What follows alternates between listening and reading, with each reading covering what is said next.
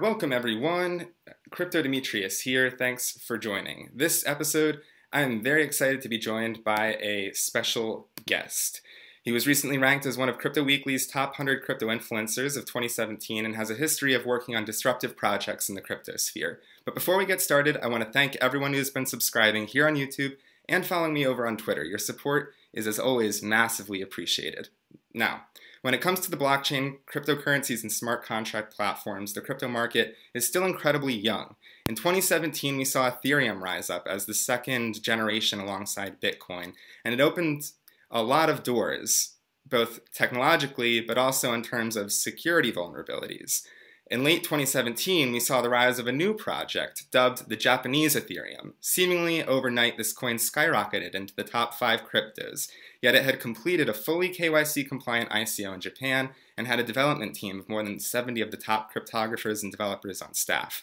It turns out that this project, known as Cardano or ADA, had been under development by the team at Input Output Hong Kong since 2015, with a key commitment to rigorous academic review of their algorithms. Their goal, from my understanding, is to be the third-generation cryptocurrency platform with a handful of key differences from past projects. A more precise coding language known as Haskell, a consensus algorithm based on proof of stake, a heavy reliance on side chains for scalability, and a virtual machine that's meant to function interchangeably between multiple coding languages once it goes live. In 2018, we're going to see staking begin, and I believe smart contracts are supposed to go live. So, to give us some insights on how that process is going, I'm very excited to welcome Charles Hoskinson, CEO of IOHK, to the program. Thank you for joining amidst your busy schedule, Charles. Well, Skylar, thank you so much. It's a pleasure to be on. And thank you for your review of Cardano. I really appreciated it. Absolutely. It's an exciting project, and there's a lot going on with it lately. So I know you've been making the interview circuit and answering a lot of the same questions, so I want to try and cover more than just the tech and the same old. But that being said, not everybody has had a chance to check out your project prior to watching this. So can you briefly summarize what issue the Cardano project is seeking to address and why Cardano's approach is relevant? Yeah, so Cardano is basically our best attempt at trying to build what's called a third-generation cryptocurrency. So if you look at Bitcoin and Ethereum, they distinctly represent generations of thought in the cryptocurrency space. Bitcoin was all about, can we prove that using just the right system, just the right crypto, just the right momentum, that you have a basically digital scarcity, that you have a payment system, that you have something that doesn't have a central issuer, yet that token still has real value. People actually trade it in a marketplace and accept it for products and services. Around 2009, that was a revolutionary idea, and for a long time in Bitcoin's history, Bitcoins were mostly worthless because that thought experiment hadn't been validated. Yeah. Then we had kind of a generational pivot where the question was no longer, could you create digital scarcity? Could you create a decentralized money? Could you create a blockchain-style database? It was more of, that can be done, but it can't do all the things that we actually want to do in terms of commerce. We want to have contracts. We want to have smarter transactions. So Ethereum was really the next generation in that, saying, let's get all the goodness of Bitcoin, but then let's go ahead and add programming language to it so that you can actually write up all kinds of bespoke interactions and business logic so that you'll be able to basically replicate the types of experiences and markets that we take for granted right now in the legacy system. So Ethereum was wildly successful, just like Bitcoin. In fact, Ethereum might even supplant Bitcoin in terms of value. Still an open question. But the challenge is that these systems, while they have proven that they can do things, and they've proven certainly that they can make people rich, they haven't yet proven that they can operate at a scale that the current legacy financial systems operate on. The scale of billions of users, billions of transactions, hundreds of thousands of large entities interconnected with each other, all doing lots of really interesting things. So the question is, how do you build a cryptocurrency that can operate at the scale of billions of users? How do you build a cryptocurrency that is able to talk to hundreds of different systems, in some cases systems that are not cryptographic in nature, so legacy financial systems and other competing cryptocurrencies? And then how do you build a system where you don't have a central point of failure for funding and for governance? So we said, boy, it would be a great idea if we could preserve what's made Bitcoin awesome, preserve what's made Ethereum awesome, but then build something that can scale to that level, to have billions of users, to be sustainable, and to be interoperable with many, many different cryptocurrencies and legacy standards. So that's Cardano in a nutshell. It's our attempt as an engineering firm to imagine what the protocols need to look like, what the user experience needs to look like, what the engineering needs to look like to get a system to work at this scale and with this many users.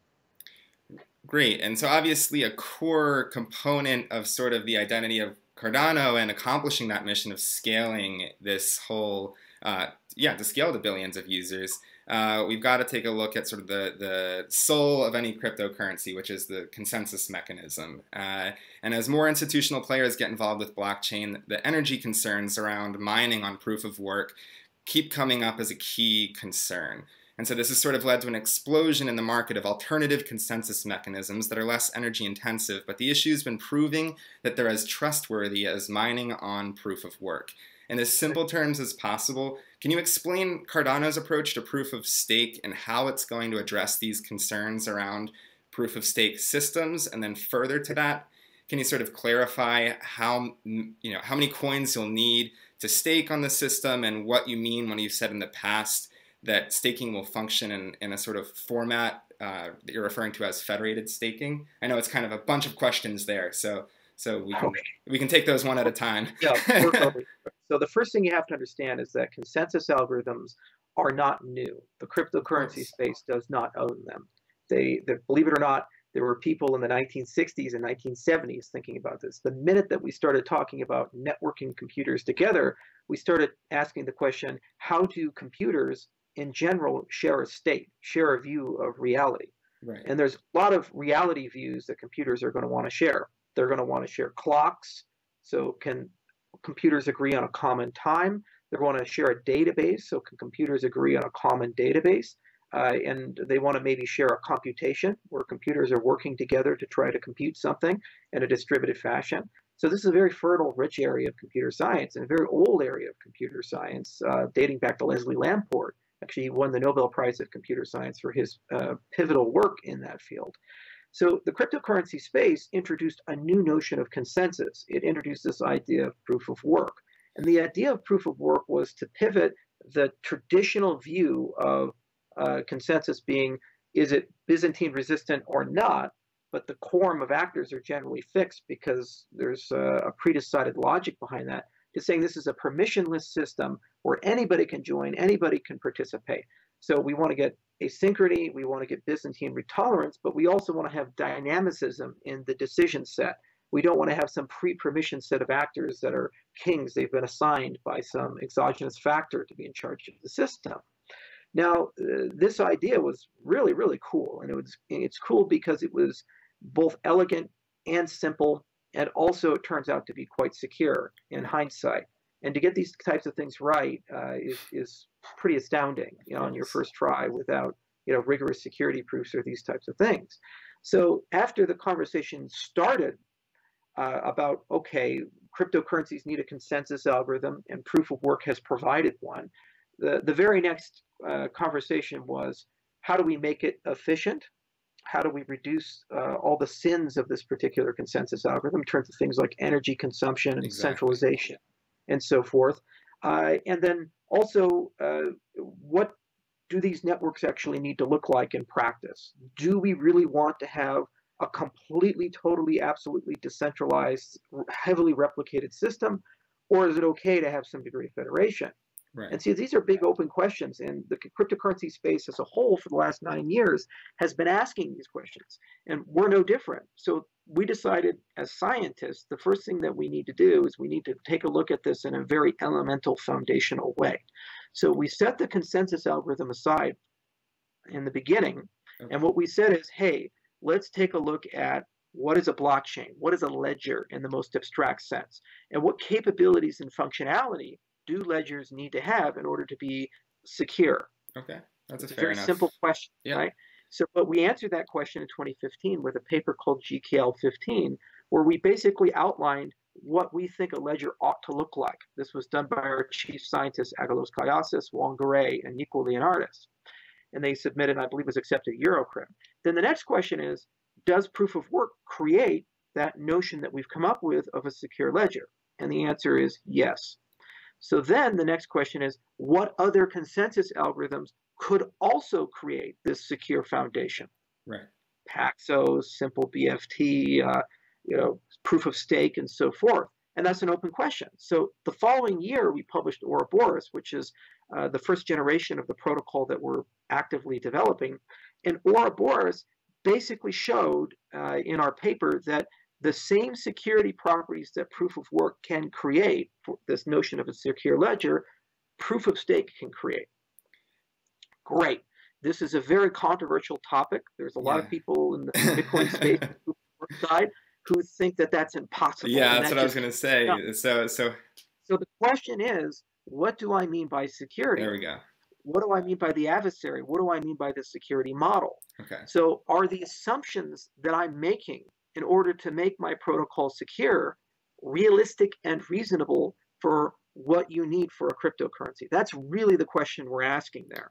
When people say, I don't believe it's secure, usually what they're saying is the trade-offs you have to accept for your protocol to have equivalent security with proof of work are too draconian. They're too bad. Either you're too centralized, or you have to trust the wrong people, or you have some issue that makes this not a cryptocurrency. That's what usually people are saying. Right. And they've identified a bunch of attacks, things like long-range attacks, nothing at stake attacks, grinding attacks, and these are functional cryptographic notions, meaning that not having resolution for those things means that you just can't be secure.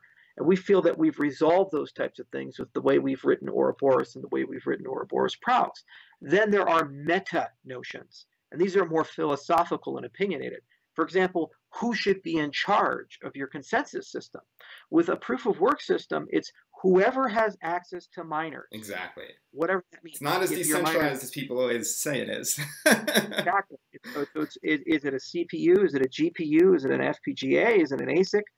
And who has access to the cheapest power, and who has the ability to coordinate on a way to create these mining pools. So if you're talking about mining with a very well distributed thing, like an ARM microprocessor, that would be a very democratic system, and nobody really can game those supply channels.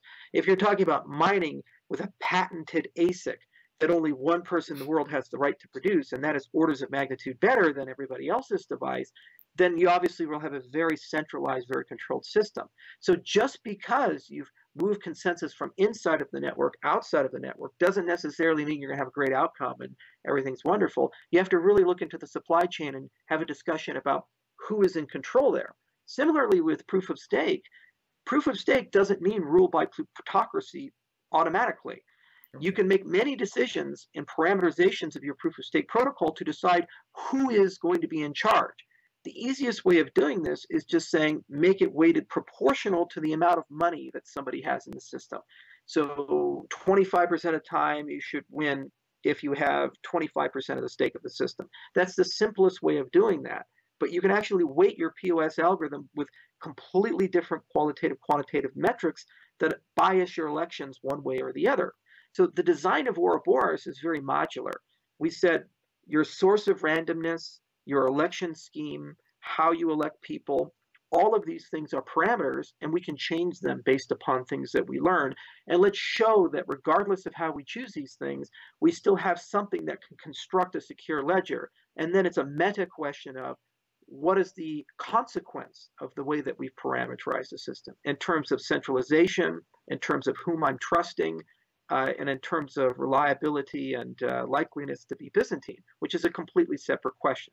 So basically, I'm providing some scaffolding to try to approach your question you've asked of, well, why is our system more secure than other systems?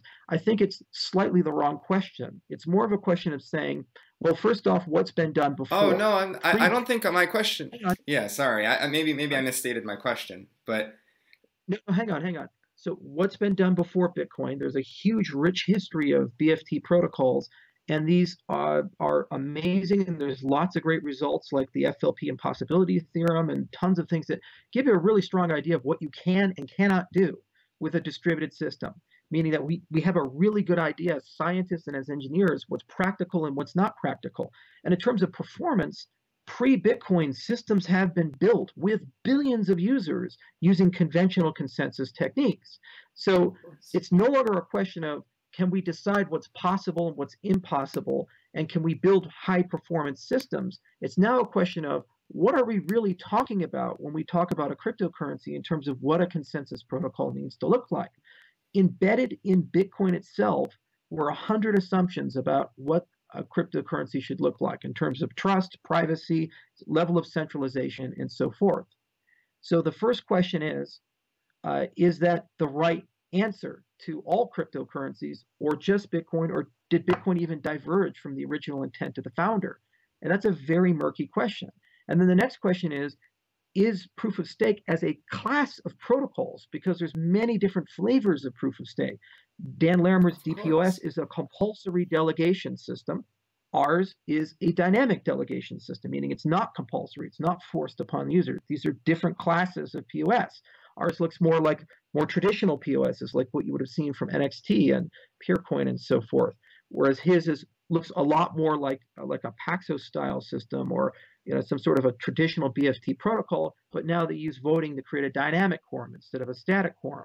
So there are different protocols, but there's a whole class of them. And embedded within that are different parameterizations to different desired network topologies and different desired levels of trust. So now that's the scaffolding. Let's get into the specifics very concisely, very briefly about Ouroboros and where are we going with it. So with all consensus protocols, you have to have some notion of who is doing the work, who is updating the state, and why do they get the right, and what incentives do they have to do the job correctly, and what checks and balances are in the system if they don't do the job correctly. Right. So with mining, it's a lottery. So what happens is a lot of people are competing and they're crunching out numbers, and as they crunch out these solutions, it's like buying lottery tickets. The more hash power you have, the more tickets per second you can buy, and eventually you hit that magic ticket, and then everybody can verify the ticket is right. So it's a hard process to do, cheap and easy to verify, and it's a competitive equilibrium. So the more value there is, the more people compete, and the more security you get from that. So the difficulty keeps going up. Great. For proof of stake, you'd like to replicate that. So how this is done is to say, all right, I'm going to just pick a lottery winner and assume that they've won, and then I'm going to structure this in some way that as long as the majority of the people I've picked over some horizon are honest, I should get equivalent level of security to the settlement method that Bitcoin uses. So first off, you need some way of generating randomness for this. So you have a pool of people you could potentially win. So how do you pick the winners inside of your set? With Bitcoin, it's a deterministic process. People just keep going until they've won, and then they can prove you that they've won. You have to synthesize this in proof of stake. So all POS systems require some form of randomness. And there's many ways you can get it. The simplest way is just inherit it and say, I'm going to point to a cryptographic beacon, the NIST cryptographic beacon, or some other person's blockchain, and that's going to be my source of truth, and I'm going to use that to elect. Or you can generate it through some sort of process in the protocol itself or external to the protocol. So the first attack that POS has is called a grinding attack, because the first attempts to construct POS involved using a process within the protocol itself to generate random numbers. Well, what happened is people were clever and they said, well, hang on a second here. I can just kind of mine. Basically, I can do a process where I grind until I bias the random number so I have a better chance of winning than my competitors, and I can just keep winning over and over and over again. So you have to be very careful with the way that you construct random numbers, and there's many different philosophies of this. And we created a protocol called Scrape for Ouroboros that allows us to generate random numbers in a way that we feel is grinding resistant. Okay. We submitted that paper to ACNS. The next question is, okay, now that I have my random number feed, how do I handle my election? Yeah. That's called sortition. Or there's another term for it Ido Bentov came up with called follow the Satoshi. So basically how that's done is if you do it in terms of money, ownership of stake, is that you take your lowest unit in your system. So with Bitcoin, that's a Satoshi. With Cardano, it's a Lovelace. And you basically label them in little slots from the very first Satoshi all the way to the nth Satoshi in circulation. So you can do this. And you say, okay, there's Satoshi number 1, Satoshi number 2, Satoshi number 3. And so then what you do is use your random number generator to randomly pick a number between 1 and n. So it'll pick X, whatever X happens to be. And then you look up and say, what address owns X? And whoever owns that is the person elected for the first slot. And then you repeat the election, and you repeat it. So this allows you to proportionally elect people, because if you own 25% of the stake, you'll have control over 25% of those slots. So that on average, over a long arc of time, you should win 25% of the election. Pretty simple method, and it has great cryptographic properties. It's pretty easy to prove statements about it and so forth. And it's very fast to do elections this way. And you can do an arbitrarily large set, assuming that you have a high enough entropy seed. Okay. So you can also bias this other ways. You don't have to use a fall of Satoshi or sortition style process of picking via Satoshis or Lovelaces. You can do other things like say, this range is excluded because it lives in an exchange. You can say this range right here has a higher probability of being selected. It has a bias, is what we would call it, because they're a high value member of the network that relays lots of data. And there's been a lot of ideas about how to bias this, and it's an active area of research. The way we designed Ouroboros is this is pluggable. So the first generation will just be a simple follow the Satoshi method, but based on empirical evidence of how the network is operating, the reliability of the network, we may actually choose to bias this type of election to produce a slightly better outcome. Okay, so the next stage is you've elected this committee of people. Okay, now what does the committee do? Well, basically they have slots. And when your slot comes up, you have 3 options. One option is you make the block. So you soak up all your transactions. You make the block just as if you were a miner who has discovered a block. So it's identical to proof of work in that state. It's just assuming you already have the puzzle figured out. Okay. Option 2 is you don't make the block. You're Byzantine, or you try to screw with it in some way, like commit a double spend or something. Okay. All right.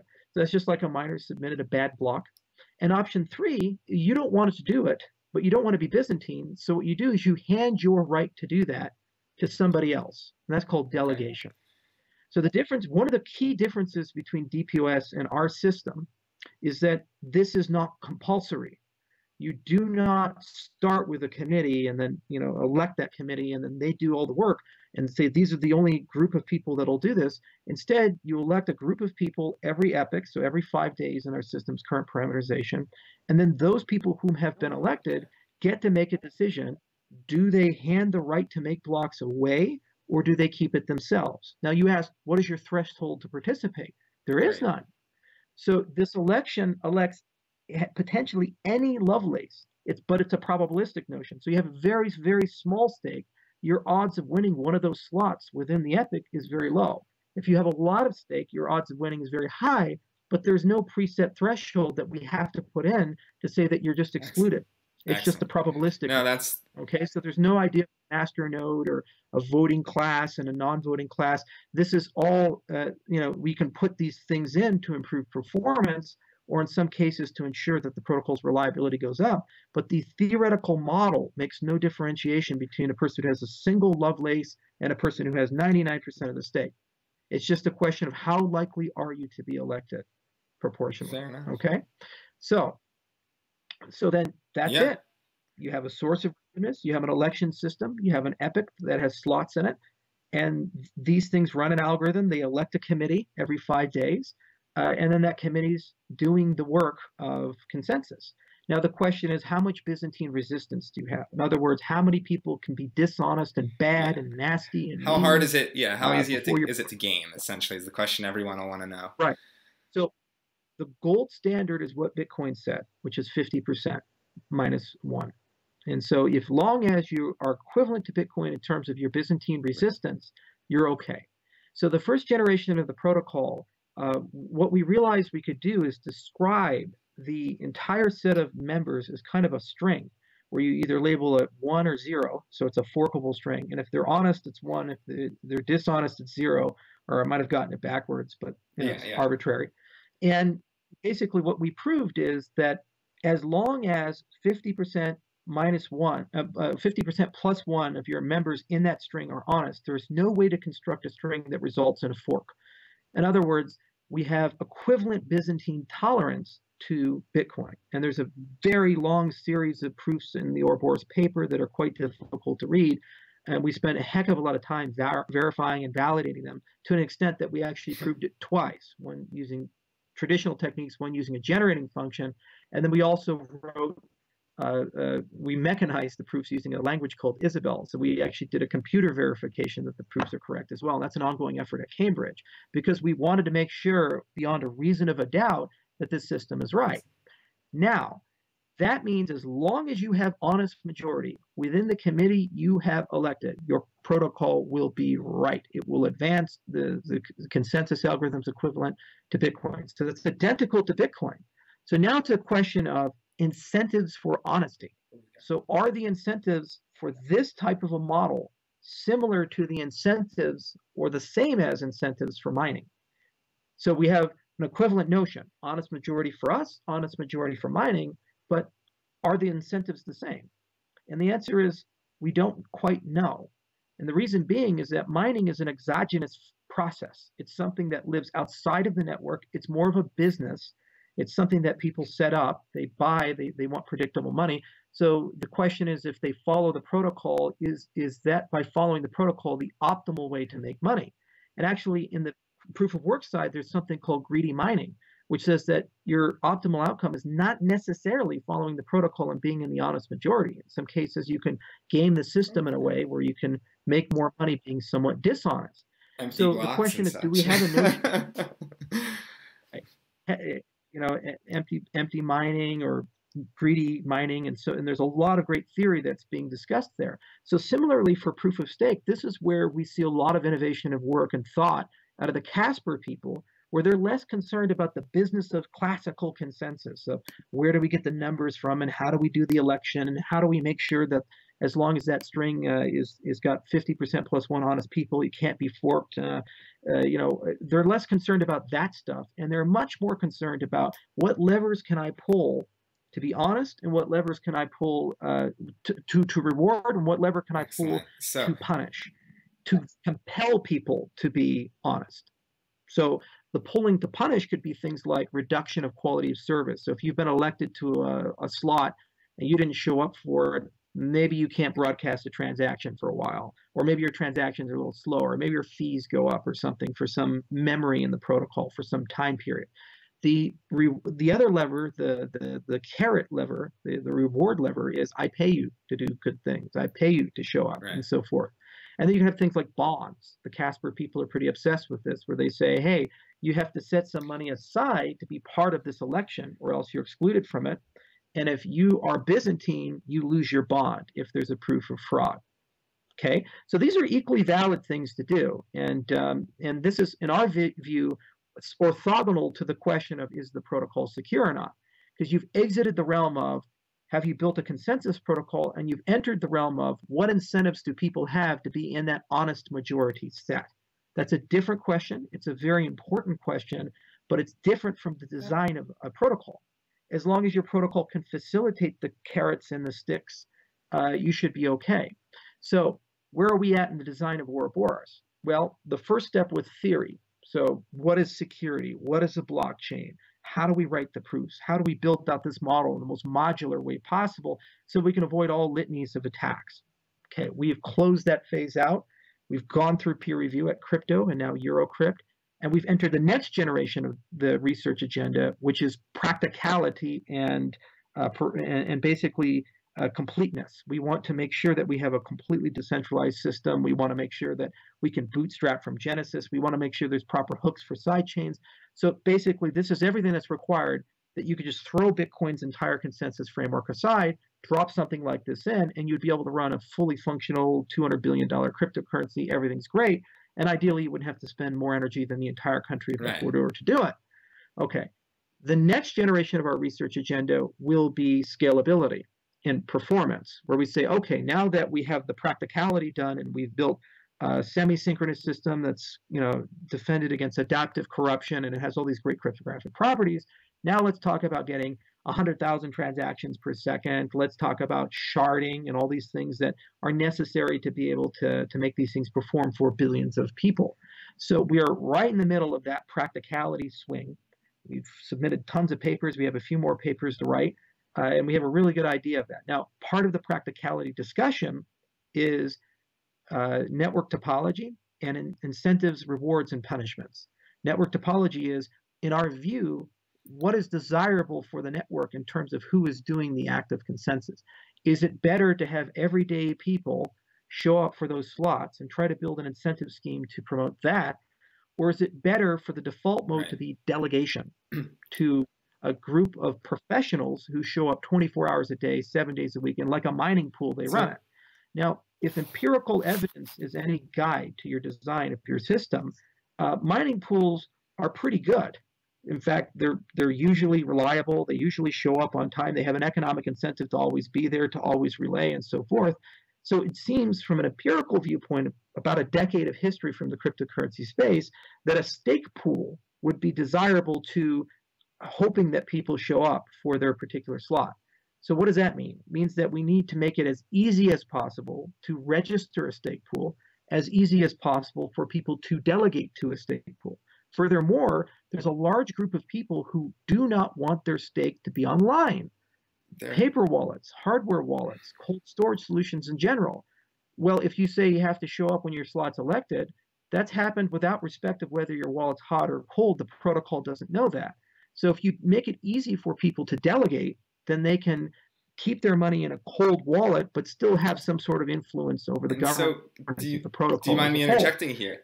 So on this sort of topic of governance and everything, I want to sort of step away from the tech side of things and take a sort of broader approach to it, in the sense that I know in the past, when Cardano was first launching, one of the sort of key things you're mentioning was trying to make financial services available to unbanked communities. And so that's something that, obviously governance has been this huge question in the crypto space. We're seeing a whole bunch of different approaches to it. And the technology plays a role in that. But, before you decide on codifying these ethics, there's obviously you're prioritizing things. There's a decision process. There's an expectation of how users are going to operate. And so during your time at Ethereum and to this day with Ethereum Classic, your philosophy, once code has been determined, has tended towards, that the code is law. And so how is Cardano approaching governance in a way that ensures all of these models and all these game theory models are actually agreeable to the unbanked communities that you're seeking to engage with? Or to put it simply, sort of how are you avoiding groupthink on the cutting edge of technology where, everybody, early adopters tend to be, of higher income brackets and might be able to afford those staking pools, so they might like that idea of centralizing things up front. Right. So the first philosophical question you have to ask is, what are you trying to accomplish? That's simple. Exactly. So I'm trying to accomplish immutability and censorship resistance, and I'm trying to have privacy, and I'm trying to resist civil asset forfeiture and capital controls, and I ultimately want to be in control of my money. I also want to know that the information that I see on a blockchain is correct. It hasn't been manipulated for political purposes, and it's not mutable. It hasn't been rolled back. History is set in stone. So it's a fool's errand to say that the only way to accomplish that is to have a totally decentralized, totally replicated system where all the nodes are homogeneous. Because frankly, it can never scale beyond a certain amount. Just think about blockchain size. If your blockchain grows to terabytes or petabytes, no one can possess the whole copy of the chain. So if your security model says the only way this is going to work is if you have the whole copy of the chain, you have basically said the only way this works is if we keep the chain below a certain size so that all users can have it. So that's obviously preposterous. So the key for us is figuring out how do we be pragmatic but preserve our principles. So the pragmatic side is admitting that most of your users are not going to be technically capable to commit themselves to running a stake pool or being deeply connected to the governance of the system. And the vast majority of your users probably don't even care. Okay? It's more about utility, and it's more about what is this doing for me, and it's more about faith and trust, so that when they open the lid and they look under the hood, they know that that is actually what is claimed. But vast majority of people, if you open the lid and look under the hood, won't actually even know what they're looking at. Okay, Right. so that's the first kind of concept. Now, getting on to governance in general, governance is done with a collection of baby steps. So the first challenge of governance is, how do we know that the science is right and that the code that we're actually relying upon is correct? This is much more foundational, I would say, than any voting system, any treasury system, any consensus system. Because at the end of the day, there are thousands of white papers and there's tons of developers running around claiming that they've invented X, Y, and Z and that they have the right code for this, right?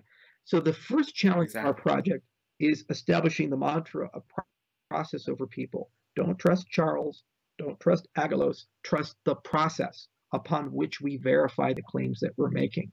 That process has to be independent of us, that process has to be credible, and that process has to be used for things other than just cryptocurrencies.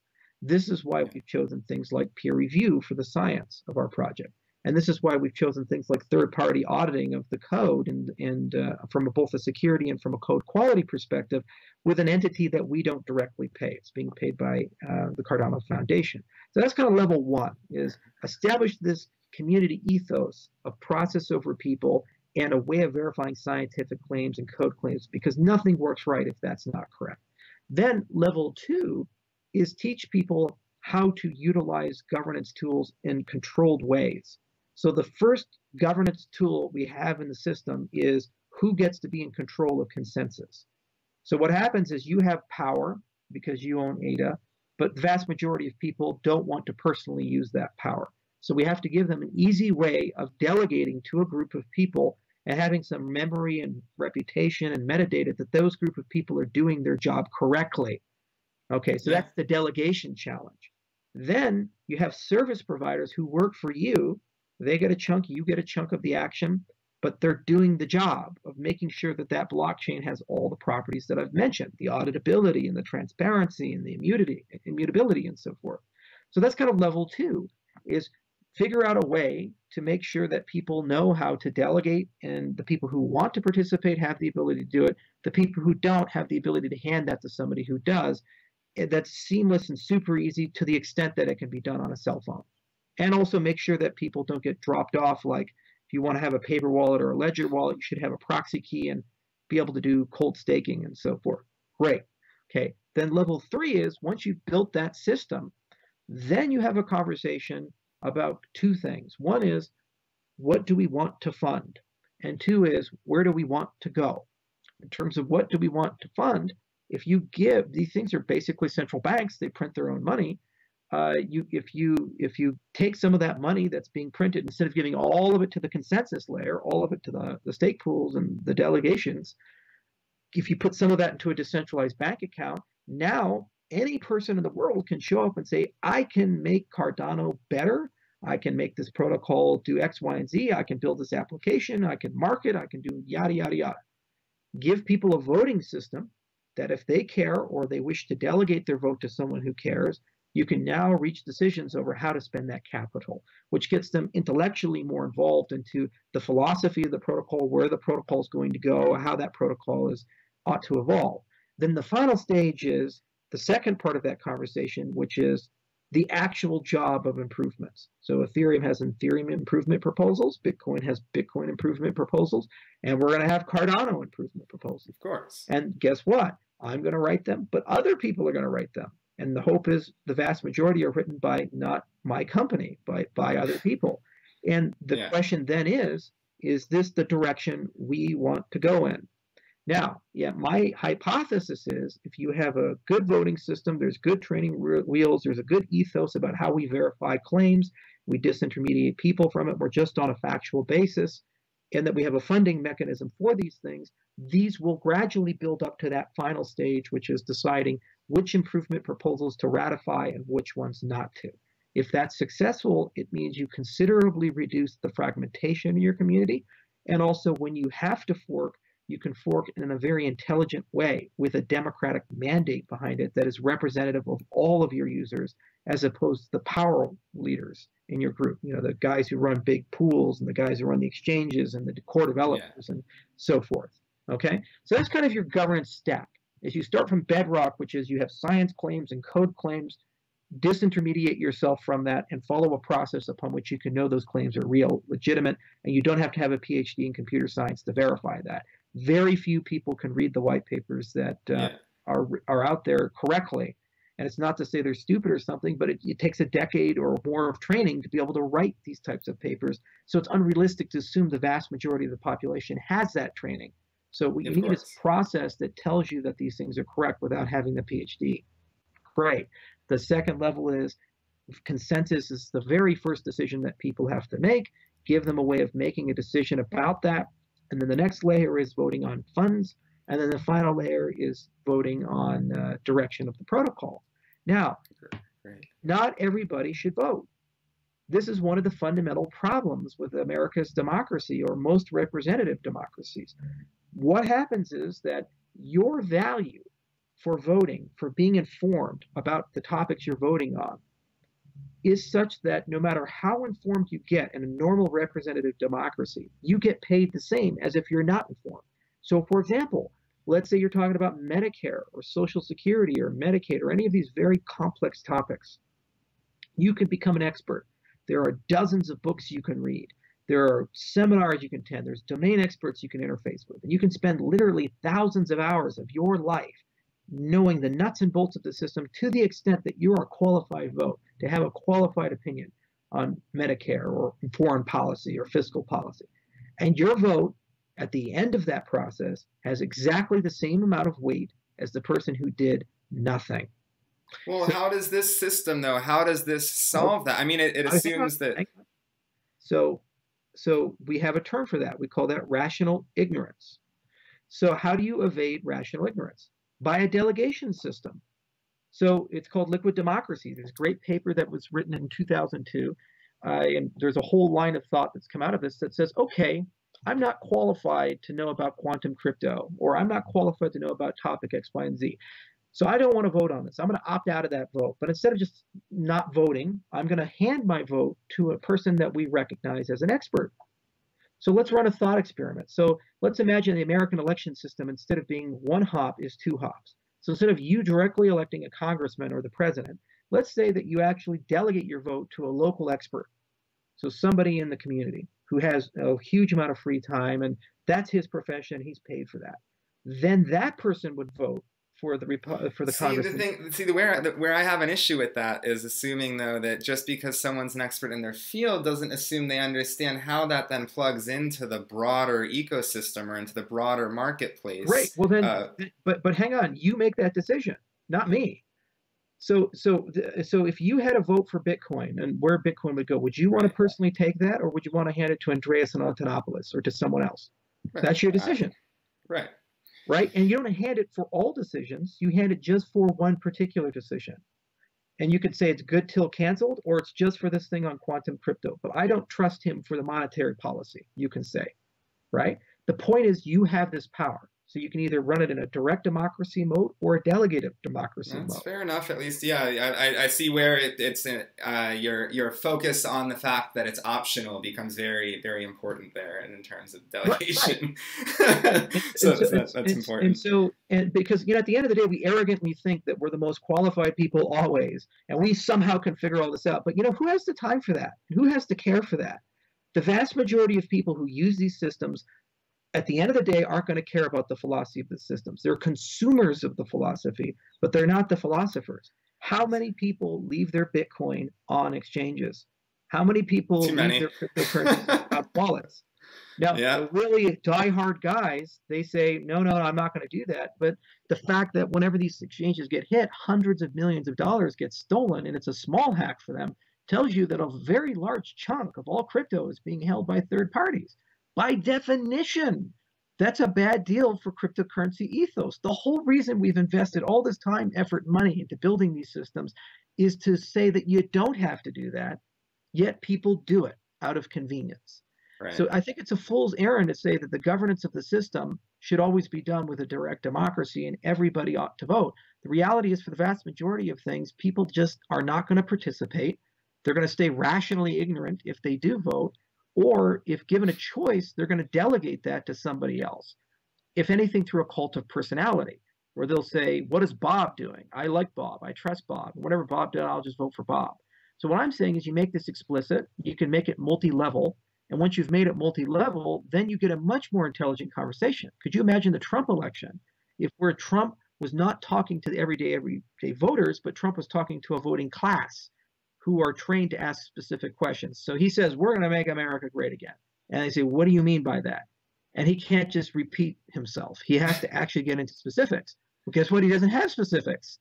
Well, right? that assumes, see, that's the thing though, is that assumes most of his voters probably wouldn't delegate their voting authority to somebody else. So, that, I mean, I just think I understand where you're trying to pull the parallels of the two systems. I think maybe in some instances it's hard to exactly, to consider it 100% the same thing. But well, you know, that's the great empirical experiment, because the problem is that this is not something we can prove with cryptography. This is not something we can prove with mathematics. This is a game theory question. This is an incentives question. This is a sociological experiment. What we're trying to accomplish with Cardano is we're trying to look at where we're at. And where we're at is cult of personality, massive centralization, and basically people lying about the nature of the systems. We have very fragile systems in terms of cryptocurrencies at the moment. And either we have two options. The option A is elect a dictator. That's what Ethereum has done, and just follow him to the horizon. Or option B is total chaos and anarchy, which is where Bitcoin is at. So nothing gets done. So, you literally have these incredible ideas like Mast and Simplicity and sidechains. They're just sitting on the shelf. We know they work. We know they're awesome. We know they make Bitcoin. Well, Ardor is there, but yeah, can't get it in. But yeah, I mean, Ardor just launched, but I think with some of those types of things going. I mean, it's not sidechains, right. but you know. So hang on. But what I'm saying is that's where we're right now at. Now, there's tons of people who are trying to solve that problem, as you've just mentioned. Dash is trying to solve it in a particular way. Tezos is trying to solve it in a particular way. The NXT community has been actually talking about this since 2013. Yeah, exactly. So there's plenty of people who are trying to solve that problem. What we're trying to do is say, okay, let's solve it in baby steps. First, let's get our ethos, culture, and philosophy where it needs to be so that we make ourselves as resistant as possible to cult of personality. Yeah. Then, after we've done that, let's put in some voting systems. Let's prove some good cryptographic properties about them, like they're private and coercion resistant, and they have a lot of capabilities, like you can delegate when you want to or not. Okay, then once you have those things in there, then you do a series of increasingly more critical voting schemes, ranging from just who's in control of consensus, where this is an obvious Boolean question of whether they're doing a good job or not, all the way up to how should we fork the protocol and what should we fund. And the question is, what is the adaptability of the system, the evolution of the system, such that we can gradually get our way to a voting system that is sensible? This is not something that can be solved easily, and it's not something that will be solved in the first iteration. It's just more of a matter of looking at what we're doing well, what we're not doing well. There are symptoms of your system being defective. Forks all the time, highly contentious fights all the time, good people doing good work not getting funding. You know, these are symptoms of your system being terribly defective. And it's not just exclusive to the cryptocurrency space. We see it in the open source space as well. The internet's backbone is SSL. Yeah. And there's only a very small team of people working on that. And when they screw up, we have Heartbleed, and it damages half the internet. Similarly, GNU-PG, the GPG, this is the protocol that we all use for securing emails. Millions of encrypted emails are sent every day with it. And for a very long time, there's one guy who really didn't make any money at all supporting that single piece of critical infrastructure in the space. So we have a problem of a tragedy of commons for funding for a lot of the core infrastructure. And we also tend to have just conversations about priorities, less about facts and more about personality and more about red herrings and more about surface level issues. And we never really get into depth, into a meaningful conversation. So the sins that I have to correct are I have to figure out how to kill rational ignorance. I have to figure out how to incentivize better conversations. And I have to figure out how to get the people who ought to be voting. This is not elitism. It's more of a matter of expertise and participation. Community if you engagement. Have the luxury, exactly. Yeah. Look at the Constitution of the United States. This was not written by everyday people. It was written by our best. the most learned people we had and the most capable and talented people that we had forged in war, trained because they were part of an aristocracy. So if you were one of those Marxists running around, you'd say, oh, the Constitution's a terrible thing because it was unrepresentative of the general public. It was only the elite who got to participate in the convention and participate in drafting it. But on the other hand, only those people had sufficient knowledge, time, and experience to write a document like that.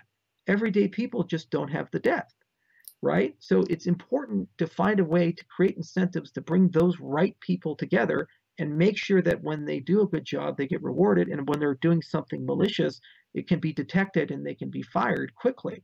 And then we can build proper governance systems. The challenge is this is a really, really, really hard problem. It's not exclusive to us, and it's a global problem, and it's also a cultural problem.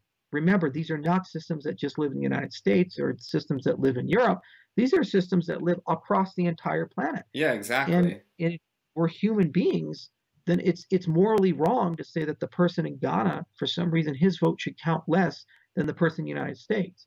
Everybody should be equal in that respect. However, we should have the humility and we should have the ability to admit what we don't know and to be able to elect domain experts to represent us and to get the protocol where it needs to go. And that's our challenge, is figuring out how to balance all of that. And we're systematically going about it. And it's something that will take years for us to be able to completely finish.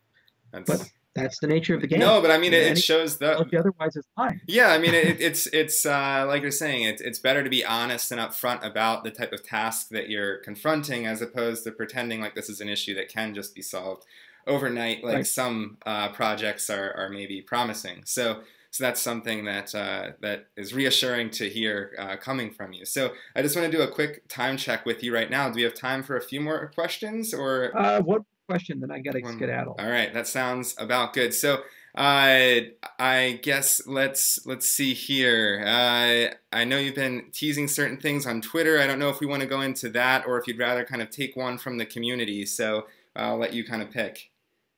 Oh, I guess we can talk about the post-quantum stuff. Okay, cool. So yeah, so what's going on with all this? I know you sort of tweeted something out last night about some new partnership with post-quantum cryptography experts, and I know Cardano is one of the handful of projects that's really been pushing the whole idea of quantum resistance. I don't know if you can quickly, like, very succinctly let people know what that means, and then what's been going on. Okay. So in the early days of cryptography, so like back to the days of Julius Caesar, they used things like substitution ciphers. And so they say, okay, A is going to be X and B is going to be this letter and so forth. And then there's a series of iterations from there to Vigenère ciphers and so forth. And for a long time, that was just like awesome. And experts at the time considered these things to be unbreakable. Yeah. And then new capabilities emerged, and then they not only were breakable, they were easily breakable. And the apex of this was the Enigma machine during World War II, where the Nazis developed this very special thing, and then we built computers, and the computers were able to just destroy those things, right? Exactly. So every generation tends to have this cat and mouse game of where cryptographers come up with a clever way of obfuscating messages or building a security scheme that creates some privacy. And then people on the other side create some new machine or some new algorithm that allows you to devastate and destroy that prior generation's security pinnacle. So quantum computers are no different. We have modern cryptography where the security of these systems are pretty well understood, as long as certain mathematically really hard problems, like problems that if you're using classical computers would take till the end of the universe to solve, are hard. But the problem with quantum computers is they don't play by classical computer rules. Yeah. And as a consequence, these really hard problems now become simple. So the underlying assumption of security of modern cryptography is in question, given the existence of a quantum computer. So this has gone from a theoretical question to actually almost a practical question, to the extent that NIST and other entities are having a meaningful discussion about changing modern crypto to have resistance against quantum computers. Amazing. So cryptocurrencies are no different. We're trusting our money with these things, and the underlying security of them are the hardness of these mathematically hard problems. So we at IOHK believe the protocols we're building should be useful 50 years from now, just like TCP/IP has been useful for that line of a time horizon. So I don't want to go build Ouroboros only to have to come back 10 years later, 15 years later, when quantum computers are a reality and have to change the whole thing to make us resilient to that, Yeah. especially considering that quantum computers can rebuild history arbitrarily and cause lots of havoc and problems for all cryptocurrencies, not just ours. Yeah. So what we've decided to do is create a long arc research agenda, long arc meaning multi-year, where we're going to systematically harden every protocol if we can in our stack so that when quantum computers come, we have future-proofed our algorithms. So quantum computers will not be able to easily unwind what we've accomplished. Now, the heart of our system is Ouroboros. And so what we've done is we've started a research collaboration with two people in particular. One is Alexander Russell. He's from University of Connecticut, wonderful guy, an expert in the analysis of algorithms, and he's done a lot of research in quantum computing. And he's coming on board as a senior research fellow at IOHK. And the other one's Peter Schwab. And Peter is based in the Netherlands. And Peter is one of the inventors of dilithium and the crystals framework. It's a lattice-based crypto that's immune to quantum computers. He's done work with hash-based crypto that's resistant to quantum computers and so forth. And he's recognized as one of the leading minds in the world for this topic. And what we're having them do is work on a short-term research project to get the ball started and get the conversation started of what does Ouroboros as a protocol need to look like to be resistant against a quantum adversary. And from that research, then we can work our way up the stack, keep writing papers, keep doing things. Now, our hope is to have this discussion not just for Cardano and for IOHK, but kind of outline the principles for all cryptocurrencies. So if you're Ethereum or you're Bitcoin and you really start taking quantum security, quantum computer security seriously, then you can say, okay, now we know what we have to do to be secure from a cryptocurrency's perspective. So our hope is to start an industry-wide conversation, not just something for us, but you have to start somewhere. So the first place we're going to start is Ouroboros Praus, and we're going to go from an elliptic signature to a different signature scheme, and we're going to prove that that has some degree of resistance against a quantum computer. That's pretty awesome. So the timeline for this, like you said, is obviously multi-year, but is there any... So the entire agenda, but for Praus, our hope is to have that done before the end of the year. Okay. So our first major upgrade to Ouroboros will be Shelley. And then we're going to do a service pack update to Shelley. So kind of like you launch Windows, but then you do the update, the creators update. Everyone's favorite. So there's going to be a major update to Shelley where we put in Praus. And our hope is when we put in Praus, not only will that be a formally verified and specified protocol, but it'll also be a protocol that's quantum resistant as well. So the heart of our system will be immune to quantum computers. And then our hope is also to have an additional signature scheme in addition to elliptic curve that's more expensive to use in terms of transaction fees, but also is resistant to quantum computers. And we think that's a major step forward on the road to total quantum resistance.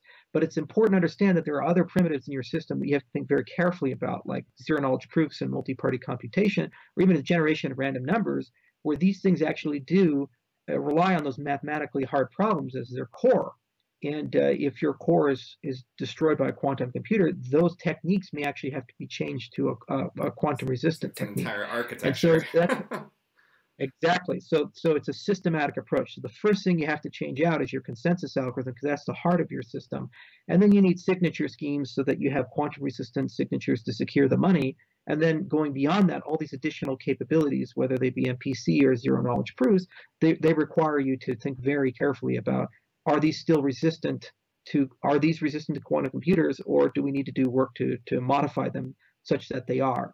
The problem is that the next generation schemes that allow you to be resistant to quantum computers, while they work, they are considerably less efficient and considerably larger in terms of signature size and key size than what we get with elliptic curve crypto. So we've been very spoiled in that respect. So the challenge for us is, how do we, find that sweet spot in the trade-off profile where we're not too much larger than an elliptic curve signature, we don't take too much more time to verify than an elliptic curve signature, but at the same time, the protocol is hardened against a quantum computer, a quantum adversary. So it's a big piece of research, and we're real glad to have Peter, and we're real glad to have Alex working on it, because these guys are incredibly good. Peter in particular has actually submitted all of his work to NIST, and he has a shot at actually defining the protocols the U.S. government is going to use moving forward for hardening its classified information against quantum adversaries. So he's really bright guy. The NIST competition's pretty competitive, and we think he has a good chance for it. That's a very, very exciting update, and I think an announcement that many in the field have been kind of questioning what types of developments there truly can be around this sort of post-quantum cryptography. I think this is definitely as kind of as solid of a development as you could really have. That's really exciting to have that expectation set up for the coming years. But I want to be respectful. Yeah, we're only doing small things here, Skyler. Only small things, you know. nothing Nothing that's going to change the world or anything. So, no, I really appreciate you going over a bit. I know you're very busy at the moment, and I want to be respectful of your time. So, I want to thank you for taking the time to talk Cardano with me here today. I could obviously keep going on and get more excited about all of this, but again, I know you're a busy guy, so thanks again for stopping by. All right, thank you so much. This was an absolute pleasure. Talk to you soon.